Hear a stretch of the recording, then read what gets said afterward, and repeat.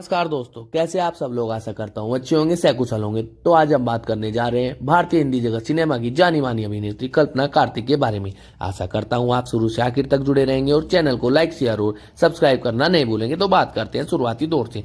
मोना सिन्हा का जन्म लाहौर में एक पंजाबी ईसाई परिवार में हुआ था।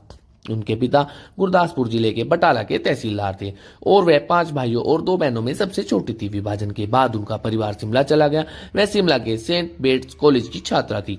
अपने स्नातक वर्ष में उन्होंने मिस शिमला प्रतियोगिता जीती और बॉम्बे के एक फिल्म निर्माता चेतन आनंद की नजर उन पर पड़ी। वह अपनी पत्नी उमा आनंद के साथ वहां थे, जिनकी मां मोना की चचेरी बहन है। उन्होंने मोना के परिवार को बना लिया कि वे उन्हें अपनी नई नवेली फिल्म कंपनी नवकेतन फिल्म्स में बतौर मुख्य अभिनेत्री शामिल होने दे। इस प्रकार मोना सिन्हा का नाम बदलकर कल्पना कार्तिक रख दिया गया और वह बॉम्बे चली गई। उनकी पहली फिल्म बाजी बहुत सफल रही और भारतीय सिनेमा में मील का पत्थर बन गई। इसके बाद उन्होंने टैक्सी ड्राइवर में काम किया, जो नवकेतन बैनर की आयु वृद्धि वाली फिल्म थी। यह नवकेतन की पहली सुपर सफलता थी और यही वह फिल्म थी जिसके सेट पर देवानंद ने लंच ब्रेक के दौरान कल्पना कार्तिक से गुप्त रूप से विवाह कर लिया था। नवकेतन में कल्पना के समय में 4 अलग अलग निर्देशकों ने काम किया था: गुरुदत्त, चेतन आनंद, एस.डी. बर्मन और विजय आनंद। 9-2-11 उनकी अभिनेत्री के रूप में अंतिम फिल्म थी। कल्पना कार्तिक ने तेरे घर के सामने 1963, ज्वेल थीप 1967, प्रेम पुजारी 1970, शरीफ बदमाश 1973, हीरा पन्ना 1973 और जाने मन 1976 के लिए एसोसिएट प्रोड्यूसर के रूप में काम किया। इन फिल्मों में देवानंद ने मुख्य भूमिका निभाई थी और देवानंद और मोना सिन्हा अर्थात कल्पना कार्तिक 1956 में माता पिता बने, जब सुनील आनंद का जन्म हुआ। सुनील ने फिल्मों में भी काम किया और उनकी एक बेटी भी है जिसका नाम देवीना है। 9-2-11 के बाद कल्पना ने गृहिणी बनने के लिए फिल्में छोड़ दी और कुछ फिल्में कल्पना कार्तिक के दौरान अपने जीवन काल में की गई।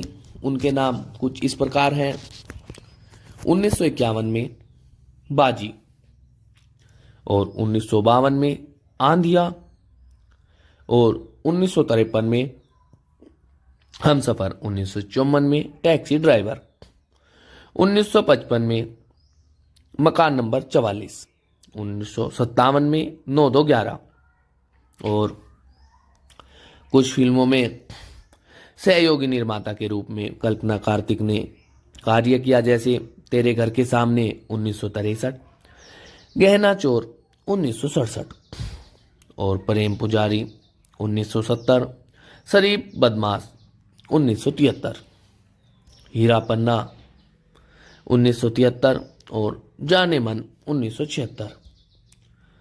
और इन्होंने अपने जीवन काल में 1950 के दशक में 6 फिल्मों में अभिनय किया और ये वही अभिनेत्री है जिनसे देवानंद ने चोरी छिपे से विवाह किया था। हालांकि देवानंद के अपने जीवन काल में कई अभिनेत्रियों के साथ नाम जोड़ा गया, किंतु उन्होंने इनसे चोरी छिपे शादी कर ली और फिर इनके 2 बच्चे हुए और फिर इन्होंने बाद में फिल्में छोड़ दी और देवानंद की 2011 में मृत्यु हो गई थी। और दोस्तों, यही थी कल्पना कार्तिक की जीवनी। आशा करता हूं आप शुरू से आखिर तक जुड़े रहे होंगे और